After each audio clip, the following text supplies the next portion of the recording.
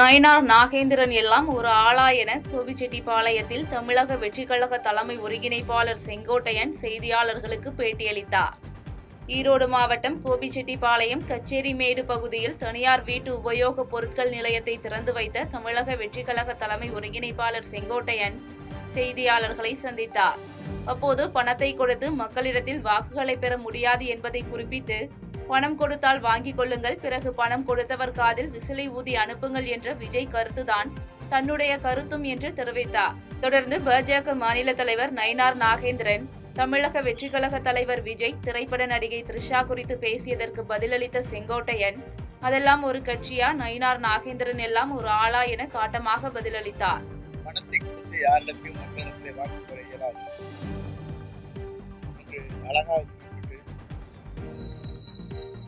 பணம் கொடுத்தால் வாங்கிக் கொள்ளுங்கள், அதற்கு பிறகு விசிலை ஊதி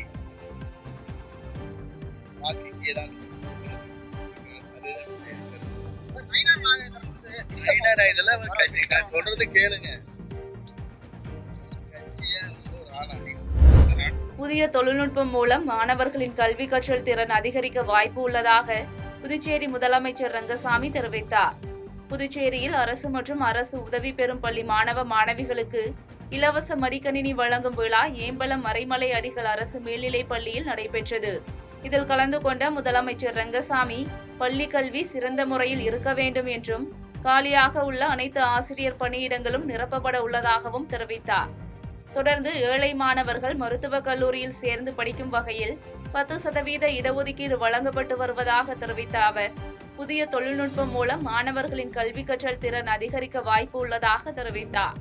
இந்நிகழ்வில் சபாநாயகர் செல்வம், கல்வி அமைச்சர் நமச்சிவாயம், குடிமைப்பொருள் வழங்கல் துறை அமைச்சர் திருமுருகன் மற்றும் துணை சபாநாயகர் உள்ளிட்டோர் கலந்து கொண்டனர். நல்லா படிக்கணும், நீங்க நல்லா படிக்கணும், கல்லூரியில் சென்று படிக்க வேண்டும், பணியிடம் முடித்து கல்லூரிக்கு சென்று நீங்கள் படிக்க வேண்டும். இதுதான் அரசுடைய ஒரு எண்ணம். பள்ளி படிப்பு மட்டுமில்லை, கல்லூரியில் சென்று நீங்கள் படிக்க வேண்டும். அந்த கல்லூரியில் சென்று படிப்பதற்கான வாய்ப்பை இந்த அரசு உருவாக்கி கொடுத்திருக்கிறது. எல்லா கல்லூரியும் புதுச்சேரியில் உண்டு, எல்லா கல்லூரிகளும்.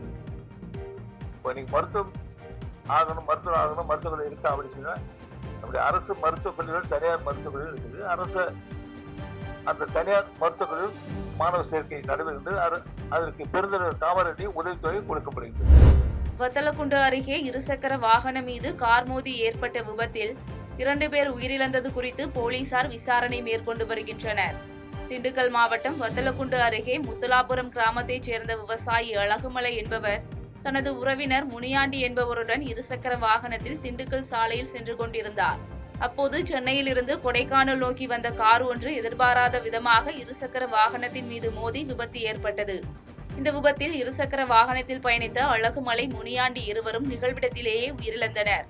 இதுகுறித்த தகவலின் பேரில் சம்பவ இடத்திற்கு வந்த போலீசார் உயிரிழந்தவர்களின் உடல்களை மீட்டு பிரேத பரிசோதனைக்காக அரசு மருத்துவமனைக்கு அனுப்பி வைத்தனர். தொடர்ந்து விபத்து காரணமாக ஏற்பட்ட போக்குவரத்து நெரிசலை சரி செய்த போலீசார் விபத்து குறித்து வழக்கு பதிவு செய்து விசாரணை மேற்கொண்டு வருகின்றனர். திருச்சியில் நடைபெற்ற சமுதாய வளைகாப்பு நிகழ்ச்சியில் கலந்து கொண்டு அமைச்சர்கள் KN நேரு மற்றும் CV சண்முகம் ஆகியோர் மங்கள பொருட்கள் வழங்கி வாழ்த்து தெரிவித்தனர். திருச்சி மாவட்ட ஆட்சியர் அலுவலகத்தில் மாவட்ட ஆட்சியர் சரவணன் தலைமையில் சமூக நலன் மற்றும் மகளிர் உரிமைத்துறை ஒருங்கிணைந்த குழந்தைகள் வளர்ச்சி பணிகள் திட்டம் சார்பில் சமுதாய வளைகாப்பு நிகழ்ச்சி நடைபெற்றது. இதில் சிறப்பு அழைப்பாளர்களாக நகராட்சி நிர்வாகத்துறை அமைச்சர் KN நேரு, தொழிலாளர் நலத்துறை அமைச்சர் CV சண்முகம், மாநகராட்சி ஆணையர் மதுபாலன், நகராட்சி மேயர் அன்பழகன், சமூக நலத்துறை அதிகாரிகள் மற்றும் அலுவலர்கள் கலந்து கொண்டனர். இந்நிகழ்வில் 100 பெண்களுக்கு சமுதாய வளைகாப்பு விழா நடைபெற்ற நிலையில் இதில் கலந்து கொண்ட பெண்களுக்கு மங்கள பொருட்கள் மற்றும் 1000 நாட்கள் குழந்தைகளை வளர்க்கும் கையேடும் வழங்கப்பட்டது. ஈரோடு சேலம் திருமண்டல பேரையராக இருந்தவர் நடைபயிற்சியின் போது மேம்பாலத்தில் இருந்து தவறி விழுந்து உயிரிழந்த சம்பவம் அப்பகுதியில் சோகத்தை ஏற்படுத்தியுள்ளது. ஈரோடு சேலம் திருமண்டல பேரையராக பணியாற்றி வந்த ஜேக்கப் லிவிங்ஸ்டன் என்பவர் கடந்த 10 நாட்களாக உடல்நலம் பாதிக்கப்பட்டு சிகிச்சை பெற்று வந்ததாக கூறப்படுகிறது. இந்நிலையில் ஈரோடு அரசு தலைமை மருத்துவமனை அருகே உள்ள மேம்பாலத்தில் நடைபயிற்சி மேற்கொண்டிருந்த ஜேக்கப் லிவிங்ஸ்டன் திடீரென ஏற்பட்ட தலை சுற்றல் காரணமாக நிலை தடுமாறி மேம்பாலத்திலிருந்து கீழே விழுந்து நிகழ்விடத்திலேயே உயிரிழந்தார். இதுகுறித்த தகவலின் பேரில் சம்பவ இடத்திற்கு வந்த போலீசார் உயிரிழந்தவர் உடலை கைப்பற்றிய பின்னர் இதுகுறித்து விசாரணை மேற்கொண்டு வருகின்றனர். கண்டாச்சிபுரம் அருகே கூலி தொழிலாளி ஒருவர் நெற்றியில் வெட்டுக்காயத்துடன் உயிரிழந்த நிலையில் அவரது உறவினர்கள் சாலை மறியல் போராட்டத்தில் ஈடுபட்டதால் போக்குவரத்து பாதிப்பு ஏற்பட்டது. விழுப்புரம் மாவட்டம் மலவந்தாங்கல் பகுதியைச் சேர்ந்த கூலி தொழிலாளி ஐயனார் என்பவர் நெற்றியில் வெட்டுக்காயத்துடன் இறந்து கிடந்துள்ளார். இதுகுறித்து அக்கம்பக்கத்தினர் அளித்த தகவலின் பேரில் சம்பவ இடத்திற்கு வந்த கண்டாச்சிபுரம் காவல் நிலைய போலீசார் உயிரிழந்தவரின் உடலை மீட்டு பிரேத பரிசோதனைக்காக முண்டியம்பாக்கம் மருத்துவக் கல்லூரி மருத்துவமனைக்கு அனுப்பி வைத்தனர். இந்நிலையில் உயிரிழந்த ஐயனாரின் உறவினர்கள் ஐயனாரை மர்ம நபர்கள் கொலை செய்துள்ளனர் என்று கூறி கண்டாச்சிபுரம் திருவண்ணாமலை சாலையில் மறியலில் ஈடுபட்டனர். இதனால் அப்பகுதியில் போக்குவரத்து பாதிப்பு ஏற்பட்ட நிலையில் அங்கு வந்த போலீசார் மறியலில் ஈடுபட்டவர்களை அப்புறப்படுத்தினர்.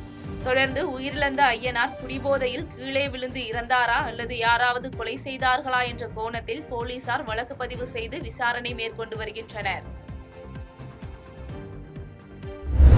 ஜெயங்கொண்டம் அருகே காணாமல் போன முதியவர் 2 நாட்களுக்கு பிறகு ஏரியில் சடலமாக மீட்கப்பட்டது குறித்து போலீசார் விசாரணை மேற்கொண்டு வருகின்றனர். அரியலூர் மாவட்டம் வெண்மான்கொண்டான் கிராமத்தைச் சேர்ந்த சின்னத்தம்பி என்ற முதியவர் கடந்த 2 நாட்களுக்கு முன்பு வெளியில் சென்ற நிலையில் வீடு திரும்பவில்லை என கூறப்படுகிறது. இதனால் அக்கம்பக்கத்தில் உறவினர்கள் வீடுகள் உள்ளிட்ட பல்வேறு இடங்களில் சின்னத்தம்பியை தேடி வந்துள்ளனர். இந்நிலையில் வெண்மான்கொண்டான் பகுதியில் உள்ள ஏரியில் மர்ம நபர் ஒருவர் இறந்து மிதப்பதாக கிடைத்த தகவலின் பேரில் அங்கு சென்ற சின்னத்தம்பியின் உறவினர்கள் இறந்தது சின்னத்தம்பிதான் என உறுதி செய்துள்ளனர். இதனையடுத்து உயிரிழந்தவரின் உடலை மீட்டு பிரேத பரிசோதனைக்காக ஜெயங்கொண்டம் அரசு தலைமை பொது மருத்துவமனைக்கு அனுப்பி வைத்த உடையார்பாளையம் காவல் நிலைய போலீசார் இது தற்கொலையா அல்லது கொலையா என்ற கோணத்தில் விசாரணை மேற்கொண்டு வருகின்றனர். செய்திகளை உடனுக்குடன் தெரிந்து கொள்ள கீழ்கண்ட கேபிள் மற்றும் டிடிஎச் நெட்வொர்க்குகளில் எம்நாடு செய்தி தொலைக்காட்சியை காணுங்கள். பாதகம் செய்பவரை கண்டால் நாம் பயம் கொள்ளலாகாது பாப்பா. மோதி மிதித்துவிடு பாப்பா, அவர் முகத்தில் உமிழ்ந்து விடு பாப்பா. அண்மை செய்திகளை உடனுக்குடன் தெரிந்து கொள்ள இணைந்திருங்கள் எம்நாடு தொலைக்காட்சியுடன்.